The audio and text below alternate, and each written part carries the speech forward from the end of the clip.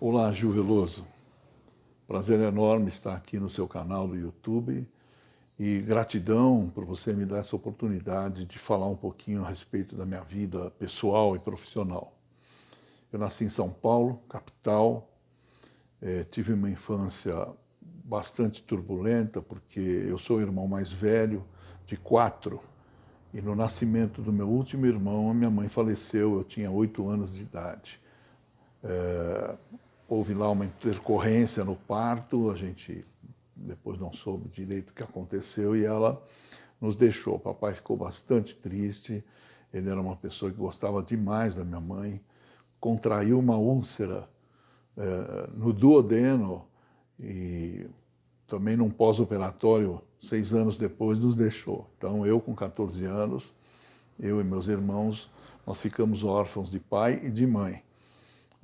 Minha avó materna veio ajudar quando a mamãe faleceu e depois uma tia minha, irmã da minha mãe, veio também em casa morar conosco quando o papai nos deixou.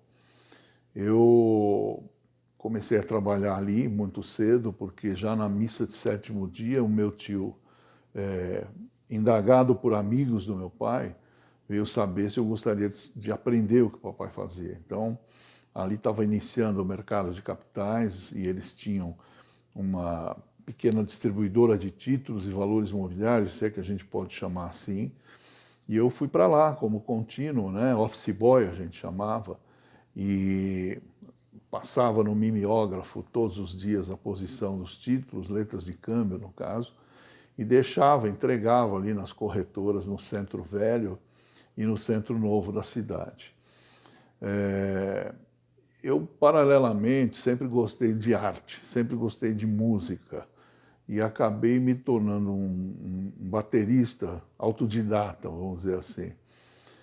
Na adolescência, a gente formou uma banda, naquela época era bailinhos e você tinha conjuntos, né, como nós chamávamos, nos bairros da cidade, e nós formamos uma banda que tocava ali, tocava no bairro, tocava em festas de 15 anos, e depois, por intermédio do pai de um dos integrantes, a gente foi tocar em clubes, fazer o que a gente chamava na época de mingau, que eram aqueles bailinhos da juventude nos finais de tarde, normalmente de domingo.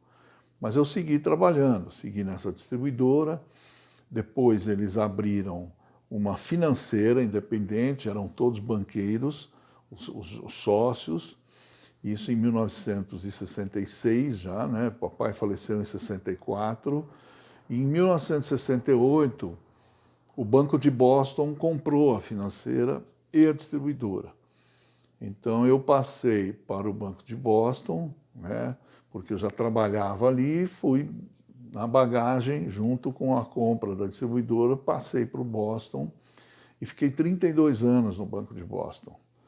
Era um banco, todo mundo lembra na época, um banco americano que não podia ter muita atuação no Brasil, havia uma reserva de mercado, ou seja, bancos estrangeiros não podiam crescer aqui dentro, não podiam ter mais agências para dar vez para os bancos brasileiros.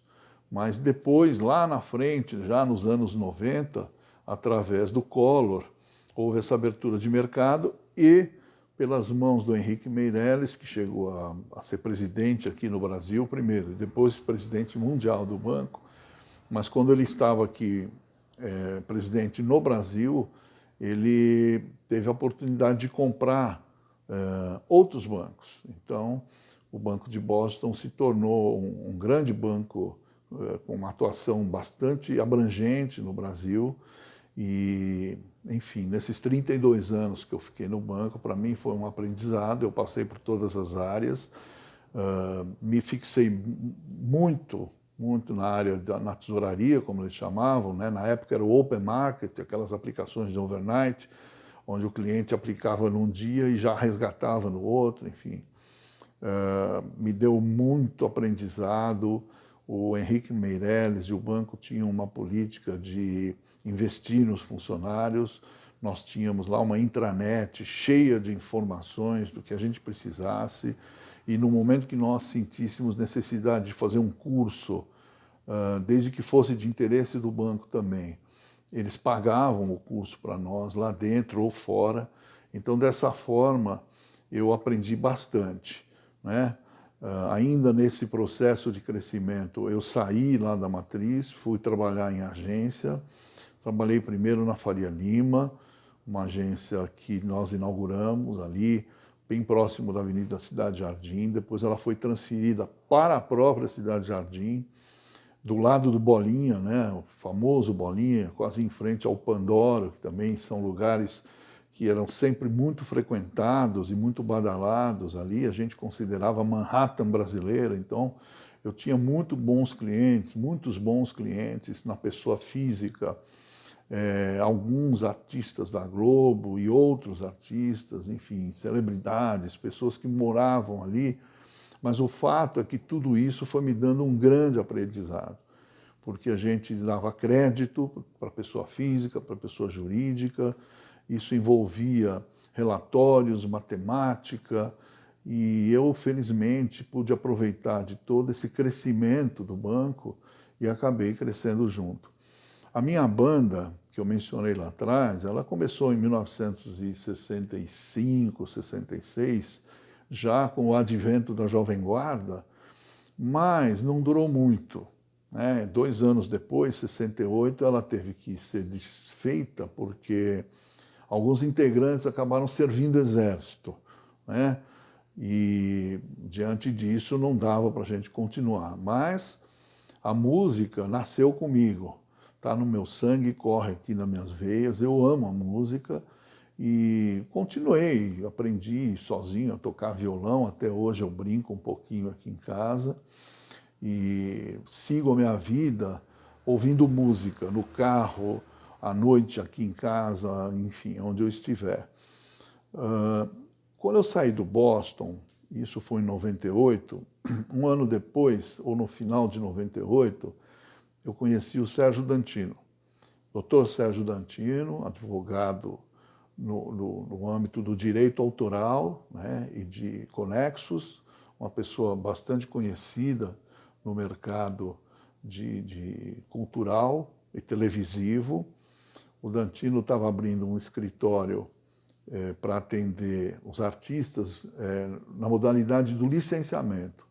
Licenciamento, para quem não sabe, como o nome diz, é a licença que determinado artista ou celebridade dá para que uma indústria ou um comércio faça produtos em seu nome. Então, na época, nós tínhamos, por exemplo, a sandalinha da Xuxa, ou a roupa do Gugu, enfim. E eu ali tinha uma carteira, né, de clientes que eram artistas do Sérgio, e trabalhei muito tempo com a Solange Frazão, que um amor de pessoa, uma personal trainer, todos conhecem, mas tinha também um prazer enorme de poder trabalhar, por exemplo, com a Silvia Popovic, e, enfim, eram outros. Eu trabalhei ali no escritório de licenciamento do Sérgio, que tinha como sócio o Carlos Madrulha. Na época ele era o marido da Ana Maria Braga.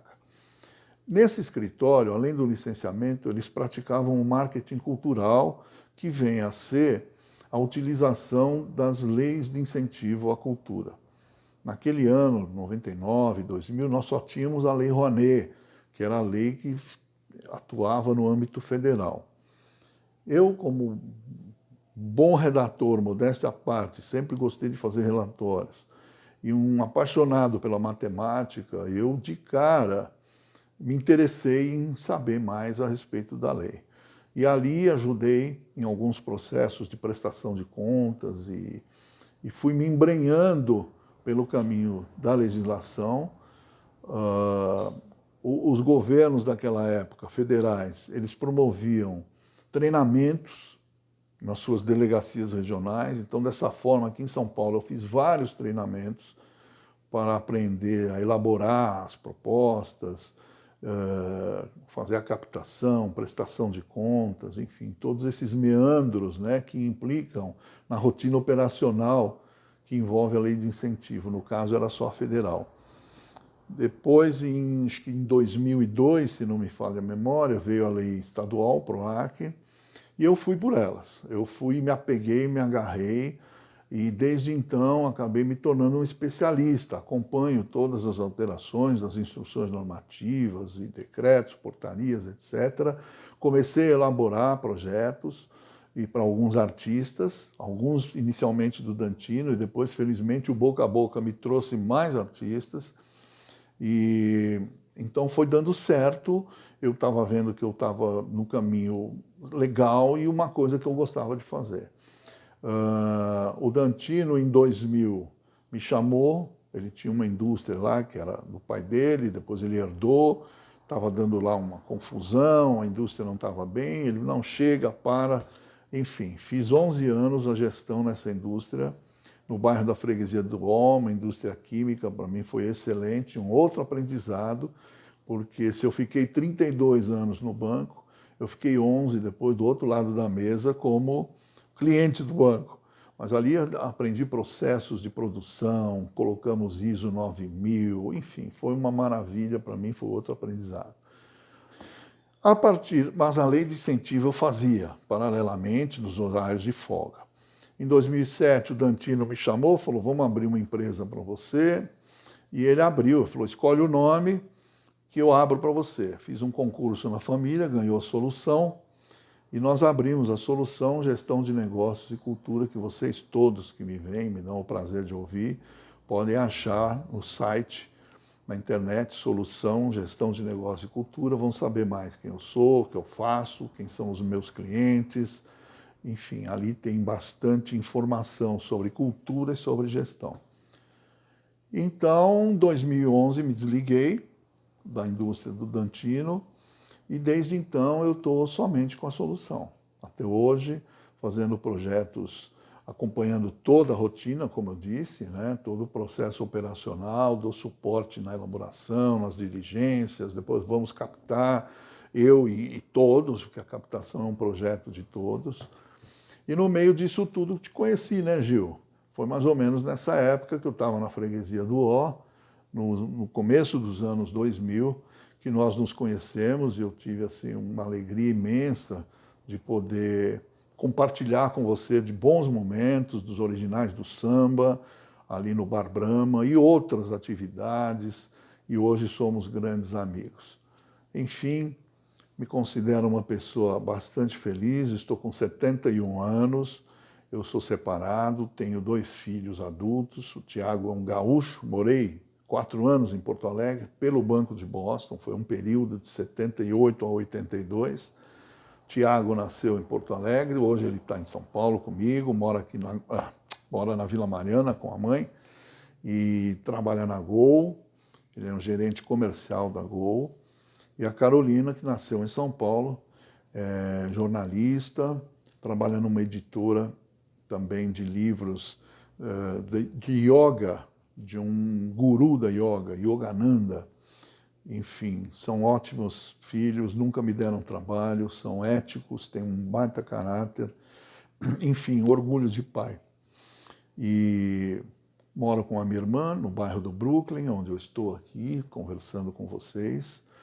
E uma felicidade enorme também ser São Paulino, porque diante de tanta coisa ruim que tem acontecido com o meu time nos últimos anos, ninguém alcançou. É o único e legítimo tricampeão mundial brasileiro. E, enfim, não como o seu e até do Tiago, meu filho palmeirense, que ainda carecem crescer um pouco nesse ano. Tá bom, Gil? Muito obrigado a você e a todos que tiveram a paciência de me ouvir e me ver, viu? Eu estou à disposição, se alguém... Eu sei que na sua relação todo mundo é artista, eu estou aqui me colocando à disposição para a gente trabalhar juntos. Agora mesmo estou montando um grande musical que vocês vão ter conhecimento aí, começo do ano que vem, com uma cantora maravilhosa da nossa época e que certamente vai ser um sucesso. Eu estou ajudando. A minha missão é dar um pouco de cultura para o Brasil, sem demagogia, trazer para a sociedade um pouco de cultura. Nós estamos precisando, fala a verdade. Tá bom? Felicidades a todos, fiquem com Deus e um grande abraço.